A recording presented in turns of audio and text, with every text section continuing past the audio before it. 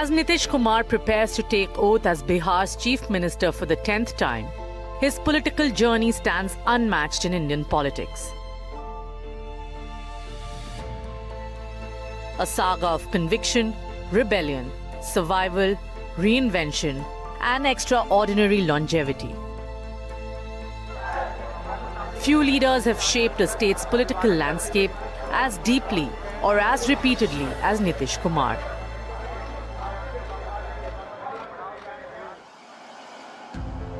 His political roots lie in the turbulent socialist churn of the 1970s. Nitish was forged in the Jai Prakash Narayan movement, a generation that promised to challenge injustice and democratize power. Alongside one of his closest comrades, Lalu Prasad Yadav, Nitish entered public life as an engineer turned activist who believed politics must uplift the weakest.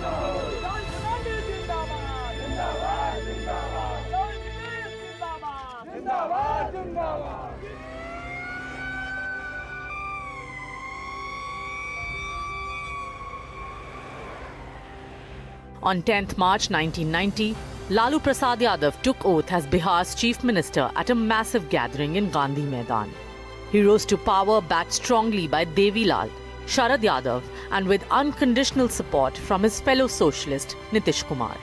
Lalu जो हैं और नीतीश दोनों एक साथ की राजनीति के लोग हैं, जेपी के मूवमेंट से निकले हुए, लेकिन लालू ज़्यादा तेज, ज़्यादा बड़े पॉलिटिशियन रहे और उनके पास एक बड़ा मजबूत जाति का वोट बैंक था. Lalu was what one could call, in the absence of a better word, a secular alternative whereby, although they were all anti-Congress, but Lalu was not very comfortable with the Jansangh, Bharatiya Jansangh at that time, whereas Nitish, in that sense, was an anti-Congress leader who, because he was part of the Janata Party, he had developed very good relationships with Atal Bihari Vajpayee, and therefore he was comfortable with the Jansangh.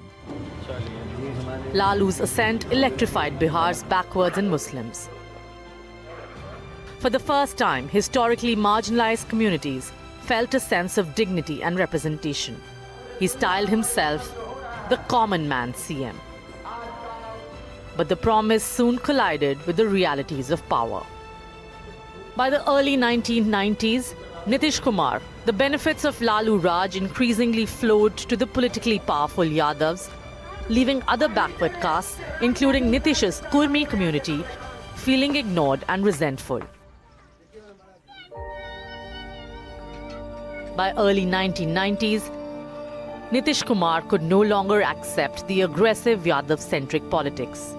The socialist brothers were drifting apart.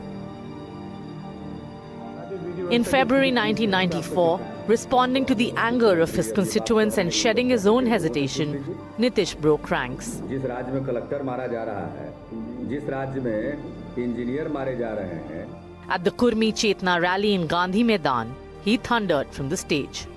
जो सरकार हमारे हितों को नजरअंदाज करती है, वो सरकार सत्ता में नहीं रह सकती. A government that ignores us cannot stay in power. This was Nitish's open challenge. What followed was one of the most remarkable arcs in Indian politics.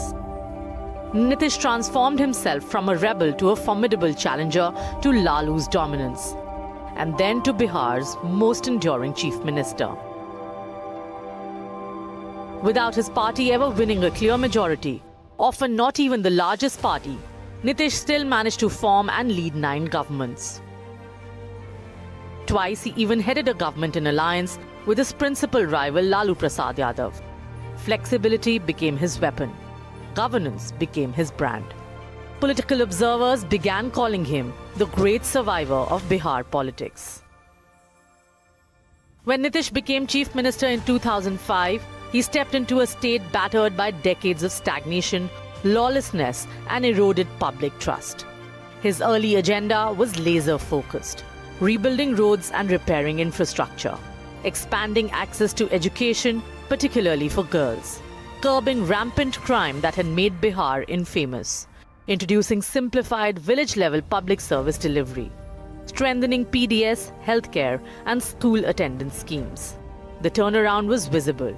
Crime fell, roads were built at unprecedented scale, and enrollment in schools surged. Nitish's supporters began calling him Sushasan Babu, the good governance man.